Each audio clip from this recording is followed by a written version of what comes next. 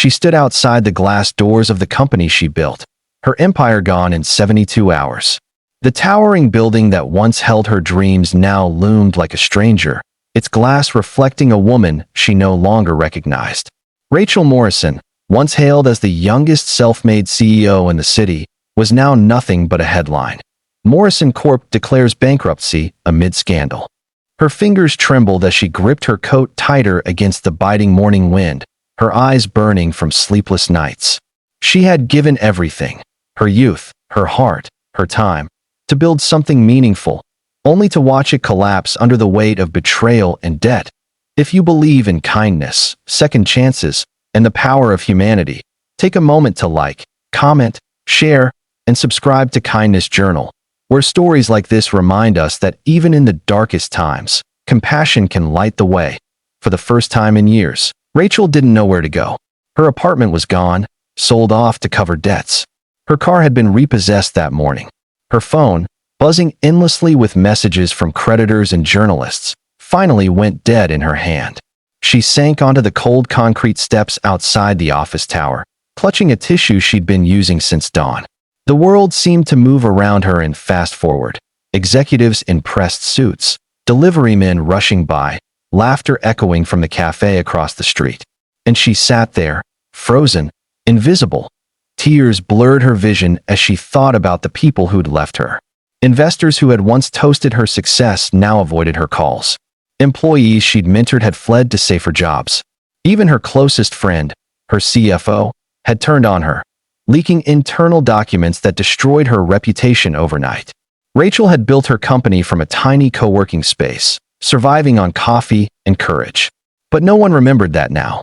To the world, she was just another failure. It was then that a voice broke through the storm in her mind. "Ma'am, are you okay?" Rachel blinked up. A man in a blue janitor's uniform stood beside her, holding a thermos and a half-used box of tissues. His name tag read Eli Parker. His dark hair was slightly tousled, and there was a warmth in his eyes that made her throat tighten. "I'm fine," she muttered, quickly wiping her tears. But Eli didn't move away. He crouched beside her, his expression calm but kind. "Doesn't look like it," he said softly. "Here, take this." He handed her a steaming cup from his thermos. "It's just tea. Helps sometimes." Rachel hesitated, embarrassed. The CEO of Morrison Corp, reduced to taking pity tea from a janitor. But something about his sincerity disarmed her. She accepted it, her cold hands brushing against his warm fingers. "Thank you," she whispered. They sat in silence for a while, the sound of city traffic filling the air. Rachel tried to compose herself, but Eli spoke again. "You know, people forget that falling apart isn't the end. Sometimes it's just a chance to rebuild differently." His words lingered. She didn't respond, but that night, when Rachel found herself at a cheap motel with no luggage and only her laptop bag, she remembered them. A chance to rebuild differently. Days turned into weeks. Rachel took odd jobs, consulting for small businesses, tutoring college students online. Every day, she passed the same building on her way to the library, and often she saw Eli outside, mopping the glass doors or sweeping the front steps. He always waved when he saw her. One day, she finally stopped. "You're still here," she said with a small smile. He chuckled. "Yeah, somebody's got to keep this place clean. You seem better though." She nodded, though her eyes betrayed her exhaustion. "Trying to be. It's hard starting over." Eli leaned on his mop handle. "Starting over is always hard. But I've been there. Lost my wife 5 years ago. Had to raise my little girl alone. There were days I didn't think I could do it. But then I realized, you don't have to climb a mountain every day. Sometimes you just need to stand back up." His words hit her deeper than she expected. For the first time, someone wasn't judging her or pitying her. He was just understanding. That night, Rachel sat at the library, staring at her laptop screen.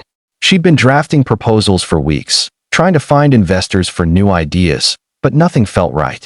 Then she remembered Eli's words. "You just need to stand back up." That became her new mantra. Over the next few months, Rachel began volunteering at a local community center that helped single parents and unemployed workers learn business basics. It was small, humble work, far from the glass towers and luxury offices she once ruled, but it gave her something she hadn't felt in years: purpose. She taught people how to budget, how to pitch ideas, how to believe in themselves again. And every Friday, Eli would stop by after his shift to pick up his daughter, Lila, who attended the center's after-school program. Lila, a bright-eyed 8-year-old, quickly grew fond of Rachel, often sitting beside her during lessons and asking endless questions. Slowly, the cracks in Rachel's heart began to heal. She started to laugh again, to look forward to mornings instead of dreading them. Eli became a steady presence in her life, sometimes dropping by with coffee, other times helping her fix broken chairs at the center. They never talked much about her past, but he seemed to understand without needing to ask. One rainy afternoon, Rachel sat by the window of the center, reviewing some notes. The door creaked open, and Eli stepped in, drenched from the rain, but smiling. "Got some news," he said. "The center director's retiring next month. They're looking for someone to take over operations. I told them they'd be crazy not to ask you." Rachel froze. "Me? Eli, Rachel," he interrupted gently. "You've been running this place for months already. You brought in donors, organized workshops, helped people believe again. That's leadership. Doesn't need a skyscraper to prove it." Her eyes filled with tears again, but this time they were different, warm, grateful, full of life. For the first time since losing everything, she felt seen not for what she had, but for who she was. A month later, Rachel officially became the new director of the community center. The opening ceremony was small, attended by volunteers, local families, and a handful of people whose lives she had touched. When it was her turn to speak, Rachel looked out at the crowd and smiled through her tears. "I used to think success meant having everything: money, recognition, power. But now I know it's about giving something back. When I lost everything, I thought my story was over. But a stranger reminded me that kindness can rebuild what life destroys. That stranger is now my friend, and part of my family." Eli, standing in the back with Lila, smiled shyly as the room applauded. In the months that followed, the center flourished under Rachel's guidance. She secured grants, launched job training programs, and helped dozens of people start small businesses. Eli continued his janitorial work, though Rachel often teased him about becoming her co-founder in kindness. Sometimes, after everyone had left, they would sit together in the quiet hall, sipping tea from the same old thermos he had once offered her on that cold morning. And in that silence, filled with unspoken gratitude, Rachel realized something profound. She hadn't just rebuilt her life. She had discovered its true foundation. Not ambition, not wealth, but compassion. Anyone watching this story, remember, it doesn't take a miracle to change a life. Just a moment of kindness, a hand extended when someone's too broken to stand. If this story touched your heart, please like, share, and subscribe to Kindness Journal to help more stories of hope reach those who need them most. And before you go, comment below, what's one act of kindness that changed your life? Because sometimes, one small gesture, a cup of tea, a kind word, or a stranger's compassion can rewrite someone's entire story.